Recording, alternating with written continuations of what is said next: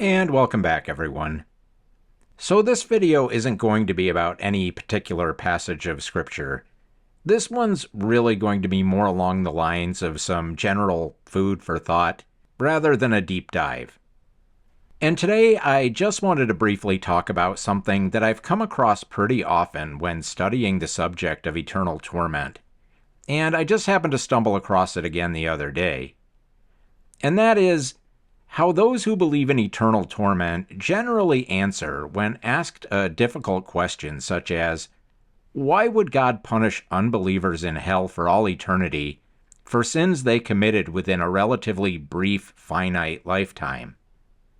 And it's not only how this question is usually answered that I want to talk about today, but also about another issue and question that I feel arises from the types of answers usually given, and why I think there's a real issue here for the doctrine of eternal torment, and one that I'm not sure many have taken the time to think much about. So, how does a believer in eternal torment usually answer the question of why a finite life of sin would demand a punishment that's eternal? And here's an answer typical of the ones I usually hear. This one's from a website called Stand to Reason. It says, since we live in God's jurisdiction, we violate His commands when we commit moral crimes. He's the person offended. The severity of the punishment is commensurate with His nature. Since God is infinitely greater and more valuable than any person, the nature of the punishment is going to be infinitely greater. That's why an eternal punishment is just. By offending an infinite being, we incur an infinite debt. And here's another similar answer from gotquestions.org. It says, since all our sin is ultimately against God, and since God is an infinite and eternal being, the punishment for sin, death, must also be infinite and eternal. Hell is this infinite and eternal death, which we have earned because of our sin. And just to be clear here, they aren't defining death here as something like annihilation. They're defining death as that eternal suffering in hell. And the first thing to notice here is that these types of answers are usually much more philosophical than they are actually scriptural. And usually little or no scripture is provided to back up statements like these. But their point seems pretty clear. The magnitude of the sin is not dependent on the sin, the amount of sin, or the sinner, as much as it's dependent on the one against whom that sin was committed. And because the one offended, God, is infinite, the nature of the punishment, as Stand to Reason puts it, is going to be infinitely greater. We incur an infinite debt. That is, because God is infinite and eternal, the punishment for sin against Him must also be infinite and eternal.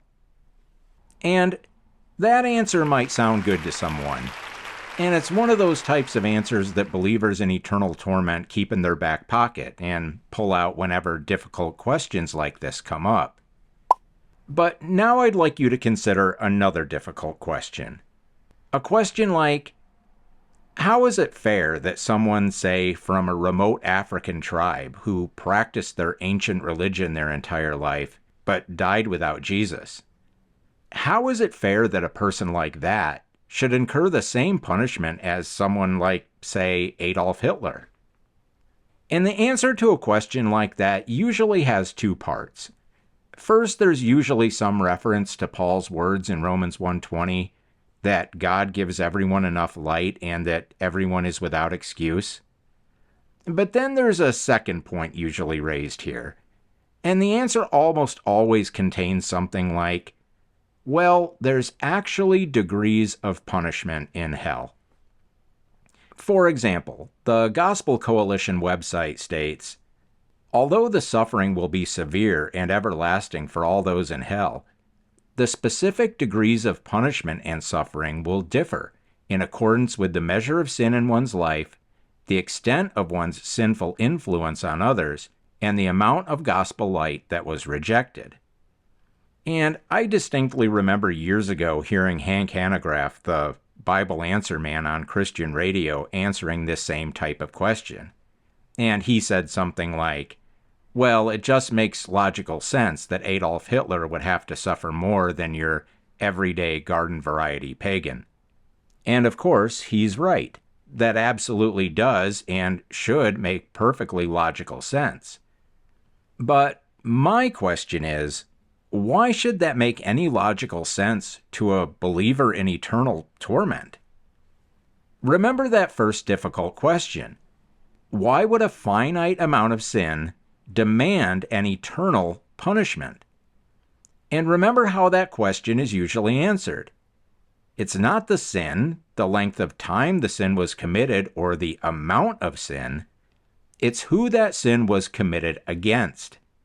And because the sin is against an infinite and eternal God, that's why sin demands an infinite and eternal punishment.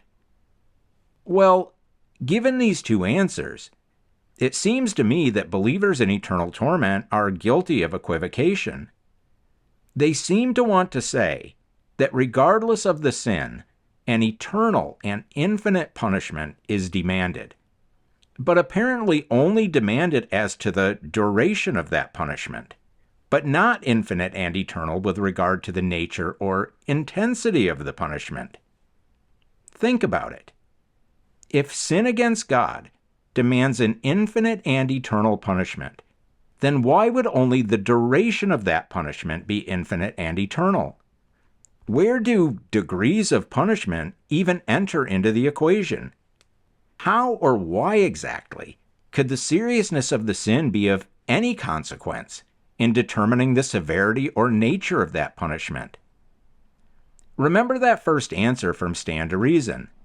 They said, since God is infinitely greater and more valuable than any person, the nature of the punishment is going to be infinitely greater. But by the nature of the punishment, they apparently mean only the duration of the punishment. Why, if that answer is true, would it be logical that there would be any degrees of punishment in hell if any sin against God was so serious as to already demand an infinite and eternal punishment? It seems to me that as soon as someone begins talking about degrees of punishment, they've already completely abandoned the realm of the infinite and eternal. How can there be degrees of the infinite or the eternal? Admitting that the Bible allows for any degrees of punishment at all, well, it would seem to me completely negates that entire first argument, that any sin against God necessarily demands an infinite or eternal punishment. Now, like I said, the answer to that first question about finite sin resulting in eternal punishment is usually given with little or no scripture to back it up. In fact, the first article I cited from Stand to Reason doesn't give one single scripture reference. But by contrast, when it comes to the idea of degrees of punishment, there's usually ample scripture evidence cited for that principle. For example, people usually quote the words of Jesus in Matthew 10:14 through 15, where he says, "And whosoever shall not receive you nor hear your words, when ye depart out of that house or city, shake off the dust of your feet. Verily I say unto you, it shall be more tolerable for the land of Sodom and Gomorrah in the day of judgment than for that city." Or from Luke 12:47 through 48, where Jesus says, "And that servant who knew his master's will, but did not get ready or act according to his will receive a severe beating. But the one who did not know and did what deserved a beating will receive a light beating." And there's several similar passages like those that I could cite, which also are used to teach this concept of degrees of punishment in hell. But to save some time today, I'm not going to try to go over all of those right now. But for now, I'd just like you to consider a passage like that one I just read from Luke 12:47 through 48. A severe beating versus a light beating. Or as the King James puts it, many stripes versus few stripes. Does that really sound like degrees of punishment in an infinite and eternal hell? If the doctrine of eternal torment is true, and if it's true that any sin against an infinite and eternal God deserves an infinite and eternal punishment, then in what way do those words from Jesus, few stripes or a light beating, have any practical meaning whatsoever? And as for the rest of the passages that supposedly teach degrees of punishment in hell, I'm going to go ahead and list those down in the description. And I just ask anyone who's sincerely seeking the truth about future punishment to carefully examine those passages on that list, and then ask yourself if those verses really appear to be painting a picture of an eternal hell or eternal punishment in the way this doctrine is usually preached. For example, when in a passage like Matthew 10:14 through 15, Jesus talks about the land of Sodom in the day of judgment, and by the way, he uses the words more tolerable, in just what way does more tolerable for the land of Sodom in the day of judgment equate to proof of degrees of punishment in hell?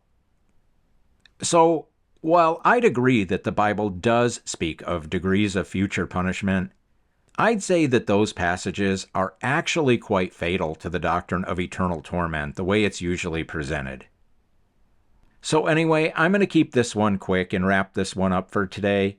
Like I said, that's just some food for thought about some problems and questions that arise when believers in eternal torment try to answer these difficult questions.